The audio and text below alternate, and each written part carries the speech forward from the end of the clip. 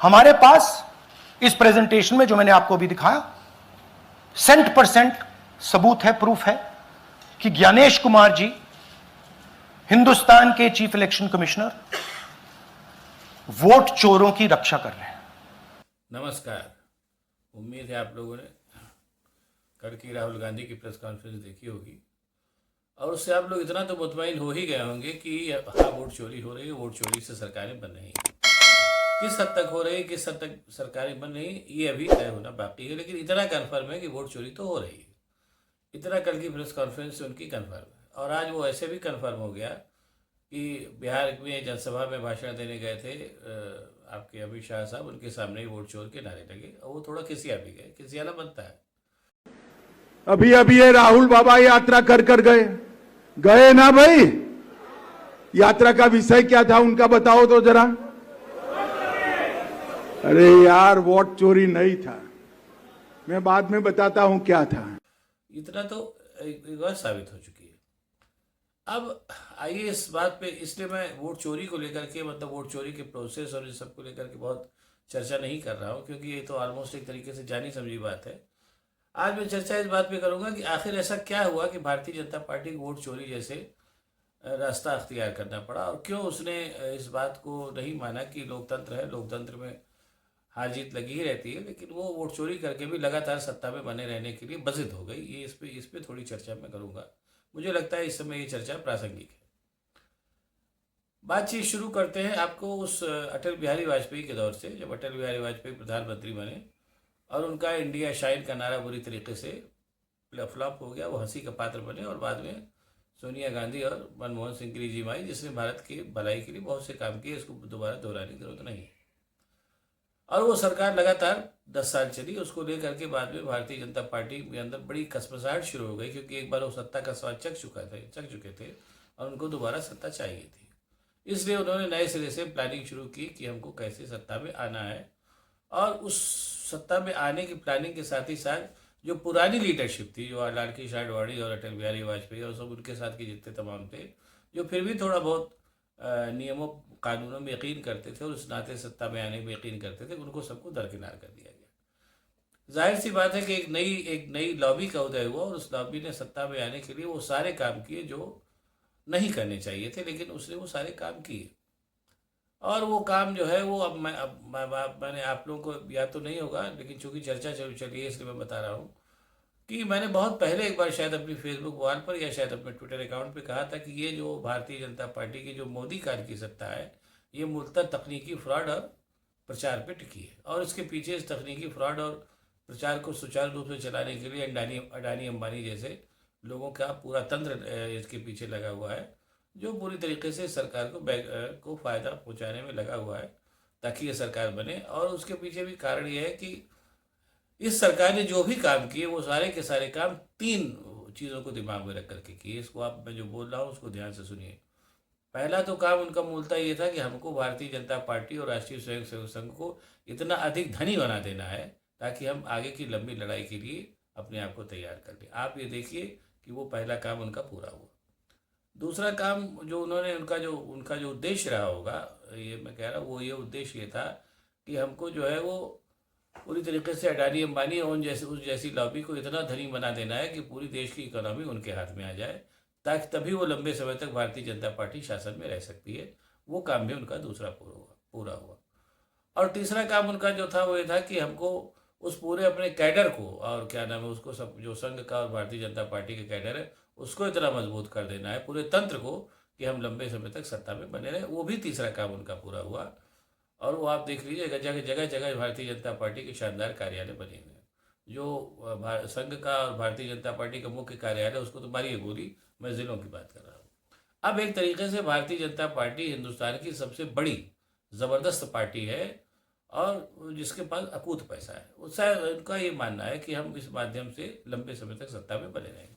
बावजूद उसके ऐसा नहीं हो पाया। उसका कारण बहुत सिर्फ छोटा सा है, बहुत बड़ा कारण नहीं है, कि इस पूरे काम को, अपने तीनों उद्देश्यों को पूरा करने के लिए भारतीय जनता पार्टी और संघ ने नरेंद्र मोदी के नेतृत्व में जनता को सिर्फ लूटा और इस कदर लूटा कि जनता त्राहिमाम कर उठी, और उस लूट की ओर किसी का ध्यान न जाए, क्योंकि मूलतः एक चीज़ और भी बात चल रही थी, इसमें यहाँ भी बात करनी जरूरी हुई कि भारतीय जनता पार्टी के पास अपना कुछ ब्लूप्रिंट नहीं है भारत को चलाने के लिए। वो इतने इतनी इतनी इतनी उनके अंदर सलाहियत, इतनी इतनी काबिलियत ही नहीं है। और दूसरी चीज़ है कि भारतीय जनता पार्टी को ये बात भी अच्छी तरीके से मालूम है कि भारत की जो पहचान है वो एक लोकतांत्रिक देश के रूप में है, जिसके जिसके बनाने वाले पश्चिम के लोकतंत्र हैं, चाहे वो इंग्लैंड का लोकतंत्र हो, चाहे अमेरिका का लोकतंत्र हो। इसलिए लोकतांत्रिक पहचान के साथ खिलवाड़ भारतीय जनता पार्टी नहीं करना चाहती थी। लेकिन दिक्कत ये थी कि लोकतांत्रिक पहचान के साथ अगर खिलवाड़ नहीं करती तो उसके ये तीनों उद्देश्य भी पूरे नहीं होते। इसलिए उसने तकनीकी फ्रॉड का और प्रचार का सहारा लिया। इसको आप लोग देख भी रहे हैं। जैसे फॉर एग्जाम्पल, बहुत एग्जाम्पल मैं नहीं दूंगा, जैसे आपके प्रधानमंत्री आवास योजना है, ये आप ये देखिए कि इसमें बहुत बड़ी बड़ी डींगें हारी गई, लेकिन आवास आवास वास बहुत कम लोग, अगर मान लीजिए कह रहे हैं कि हमने 1 लाख लोगों को आवास दिया, तो ये मान के चलिए कि आवास केवल 1,000 लोगों को मिला, बाकी प्रचार है। उसी तरीके से आपका ये वाला जो आपका ये योजना है, मुद्रा लोन योजना, मुद्रा लोन योजना में भी एक डींग खूब मारी जा रही, मुद्रा लोन बहुत कम लोगों को मिला। वैसे भी वास्तविकता ये है कि बैंकों में आप लोन मांगने जाइए तो बैंक का जो मैनेजमेंट है वो लोन नहीं देता आपको, हम भी जानते हैं, आप भी जानते हैं। बहरहाल, इन सारी समस्याओं से निपटने के लिए, इतने सारे विरोधाभासों को साधने के लिए भारतीय जनता पार्टी और संघ ने और नरेंद्र मोदी के माध्यम से तकनीकी फ्रॉड और प्रचार का सहारा लिया। उसने अपना काम भी किया, लेकिन जाहिर सी बात है कि कितना लंबा काम करता वो, एक हर चीज़ की सीमा होती है। तो फिर वो उसने सारे प्रचार के सबके बावजूद जो है वो कहीं ना कहीं जाकर के मामला जो है वो तीसरे चुनाव में 240 सीटों पे जाकर के अटक गया। और जैसा मैंने बताया कि तकनीकी फ्रॉड और प्रचार के ही क्रम में बात चली, तो बता रहा हूँ कि आपका पहलगाम वाला चाहे कांड हुआ हो, चाहे पुलवामा कांड हुआ, चाहे उड़ी कांड हुआ, जिस भी वजह से हुआ हो, लेकिन इनके उसको लेकर के भी बहुत कुछ फ्रॉड फैलाया गया, झूठ फैलाया गया और प्रचार भी किया गया। और लेकिन बावजूद इस सबके कुल मिलाकर के जो तीसरी बार नरेंद्र मोदी की सरकार जो थी 240 पे आकर के टिक गई। मुझे लगता है कि तीसरा काम आते आते जो ये है, जो तीसरी बार जो 240 का सीटें मिली भारतीय जनता पार्टी को, दूसरे कार्यकाल में ही नरेंद्र मोदी एंड कंपनी को इस बात का आभास हो गया था कि अब ये गाड़ी बहुत ज़्यादा दिन चलनसार है नहीं, और सत्ता में वो लंबे समय तक बने रहना चाहते थे। क्योंकि ये बात भी उतनी फैक्ट है कि सत्ता में बने रहने के लिए अपने जो 2 साल, पिछला जो 2 कार्यकाल था, उसमें ही नरेंद्र मोदी एंड कंपनी और उसमें संघ भी शामिल है, इतने धतकर्म कर चुके थे कि अगर वो सत्ता से बाहर जैसे ही जाएंगे, इतने अधिक उनके खिलाफ मुकदमे और सारे कार्रवाइयाँ होने लगेगी कि उनको अपने आप को बचाना मुश्किल हो जाएगा। इसलिए अब बाघ की सवारी है, बाघ से उतरे तो बाघ खा जाएगा, नहीं उतरे तो फिर जो होगा देखिए, आप देख ही रहे। इसलिए फिर वोट चोरी वाला माध्यम काम शुरू किया गया, मुझे ऐसा लगता है। और मतलब काम तो नहीं किया, काम तो मेरा व्यक्तिगत रूप से मानना है, हालांकि मैं इसको लेकर सबूत नहीं दे सकता, लेकिन मेरा ऑब्जर्वेशन ये है जो मैं बता रहा हूँ कि वोट चोरी का काम तो भारतीय जनता पार्टी बहुत पहले से चल रहा है।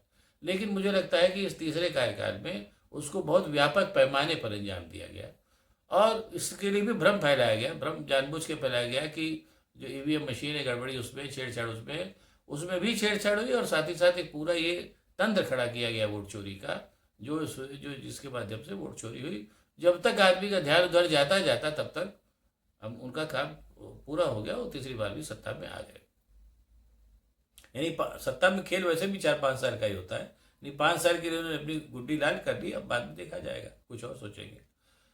अब उसके बाद अच्छा, दूसरी तरफ दूसरा जो पैरेलल जो बात चल रही थी वो ये चल रही थी कि राहुल गांधी का जब समय शुरू हुआ तो जैसा लोग बोलते थे कि रिलेक्टेंट पॉलिटिशियन है, वो थे भी, मुझे लगता है रिलेक्टेंट पॉलिटिशियन थे भी, लेकिन लंबे समय तक आप उठा के देख ली, पॉलिटिक्स को बहुत सीरियसली नहीं लिया।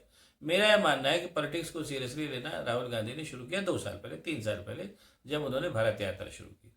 भारत यात्रा शुरू करने के बाद उन्होंने सबसे पहले तो वो कार्य को काटा जो उनके ऊपर पोती गई थी भारतीय जनता पार्टी और संघ के द्वारा, और उसके बाद जब उनका सही रूप सामने आया तो फिर उन्होंने जब वो भारत की यात्रा के दौरान घूम घूम के देख रहे थे तो उन्होंने उन सारी क्या नाम है नब्ज पर हाथ रखना शुरू किया जो पब्लिक जानती ही नहीं थी, जिसमें बहुत सी सारी बातें। इसमें एक मैं आपको ये बताऊंगा, जो वोट चोरी वाला मामला है, वोट चोरी वाला मामला भी उनके संज्ञान में तभी आया। और उसके बाद देखिए, अब सबसे बड़ी बात है कि जैसा घरों में भी होता है कि आपको मालूम होता है कि घरों में भी जैसे जैसे चोरी हो जाती है, घर के मुखिया को पता होता है कि चोरी किसने की, लेकिन वो चूंकि सबूत नहीं होता इसलिए कहता है भाई जानते तो हम हैं लेकिन अब कैसे कहें। वही हाल भारतीय जनता पार्टी के द्वारा वोट चोरी जो की जा रही थी उसको लेकर के राहुल गांधी और कांग्रेस का भी था। प्लस जैसे मैं पहले भी बता चुका हूँ कि वोट चोरी की जो आशंका है वो कॉमन मैन को भी थी, लेकिन चूंकि सबूत नहीं था इसलिए वो कुछ कह नहीं पा रहा था। मरमरिंग लगातार हो रही थी समाज में कि यार कुछ ना कुछ तो गड़बड़ है। उस चोरी की नब्ज पे राहुल गांधी ने हाथ रख दिया और सारे सबूत जो थे लाके सामने रख दिए। वो प्रोसेस शुरू हो गया है। अब उस प्रोसेस की शुरू में भी दो बातें हैं। सबसे बड़ी बात है कि लोग कह रहे हैं कि कुछ नहीं होगा, ठीक बात है, अपना अपना तर्क है। लेकिन एक दूसरी बात है कि जब बदनामी बहुत ज़्यादा फैल जाती है, जैसा मैंने भी बताया कि अभी ये बदनामी इतनी फैल गई है कि अमित शाह के सामने वोट चोरी के नारे लगने लगे। तो जब ये, और एक चीज़ और बताऊँ यहाँ पर, जिस समय राहुल गांधी की प्रेस कॉन्फ्रेंस हुई कल वाली, उस समय लाखों लोगों ने जो है उसको देखा डायरेक्ट, और लाखों लोग जो उनके प्रेस कॉन्फ्रेंस के पहले यूट्यूब के जो आंकड़े आ रहे हैं उसको देखने के लिए उत्सुक थे। यानी कहीं ना कहीं आदमी इस बात को लेकर के मुतमईन तो है ही कि राहुल गांधी जो कह रहे हैं वो सच कह रहे हैं, और इसको अब यह कि उस प्रूफ को आदमी देख रहा है। अब यहीं पे मैं एक बात और कह के फिर बात को ख़त्म करूँगा। अंग्रेज़ों का जो साम्राज्य था, जो अभी इनके पहले कांग्रेस के पहले था या भारतीय जनता पार्टी के पहले था, अंग्रेज़ों का साम्राज्य कहीं ज़्यादा विशाल और विकराल था और मजबूत था बनिस्बत भारतीय जनता पार्टी के साम्राज्य के बाद। वो भी जो था वो चूंकि जब इस कदर बदनाम हो गया, उसकी बदनामी की शुरुआत तो 1857 से हुई और कालांतर में 1947 तक आते आते इस कदर बदनामी हो गई, और पूरा का पूरा जो जनता थी, 1942 का जो आंदोलन हुआ, भारत छोड़ो आंदोलन, उसमें जनता की नज़र से अंग्रेज इतनी बुरी तरीके से गिर गए कि बाद में वो भारत छोड़ करके चले गए। जब जनता नहीं चाहती कि आप उसके ऊपर शासन करें तो आप किसी भी तरीके से शासन नहीं कर सकते। उसी प्रोसेस पे, जिस रास्ते पे महात्मा गांधी चले थे, उसी रास्ते पे राहुल गांधी चल पड़े। उनका समय अब शुरू हो चुका है, आप देखिएगा जल्दी ही इसके परिणाम सामने आएंगे। मुझे लगता है कि ये 5 साल पूरे होते न होते परिणाम पूरी तरीके से सामने आ जाएंगे। ये भी हो सकता है कि उसके पहले ही सामने आ जाए, लेकिन चूंकि सत्ता तंत्र मजबूत होता है और जनता को डायरेक्ट हस्तक्षेप करने का मौका अगले चुनाव में मिलेगा, इसलिए ज़्यादा इस बात की संभावना है कि अगले आम चुनाव में ही इसके नतीजे सामने आएंगे। लेकिन जिस रास्ते पे महात्मा गांधी की जिस रास्ते पे राहुल गांधी निकल पड़े हैं, उससे इतना तो कन्फर्म समझिए कि भारतीय जनता पार्टी की क्रेडिबिलिटी, जिसके भरोसे जो उसने तकनीकी फ्रॉड और झूठ और प्रचार के सहारे बनाई है, वो क्रेडिबिलिटी पूरी तरीके से वोट चोरी के आंदोलन से ख़त्म हो जाएगी। अब चीज़ें आपके सामने आएंगी, उनको देखिएगा। आपको अगर ये वीडियो पसंद आए तो उसको लाइक करिए, शेयर करिए, साथ ही साथ मेरे चैनल को सब्सक्राइब करिए, और हाँ, कमेंट भी ज़रूर किया करिए ताकि मैं और भी बातें आपको ऐसे ही बताता रह सकूँ। बहुत बहुत धन्यवाद आप सब लोगों को। नमस्कार। इलेक्शन कमीशन के अंदर से हमें मदद मिलनी शुरू हो गई है। मैं साफ बोल देता हूं, इलेक्शन कमीशन के अंदर से, पहले नहीं हो रहा था, अब इलेक्शन कमीशन के अंदर से इंफॉर्मेशन आ रही है। यह रुकेगा नहीं, यह रुक नहीं सकता है, क्योंकि हिंदुस्तान की जनता इस बात को एक्सेप्ट नहीं करेगी। एक बार हिंदुस्तान की जनता को, हिंदुस्तान के युवाओं को पता लग गया कि वोट चोरी हो रही है, उनकी शक्ति लग जाएगी।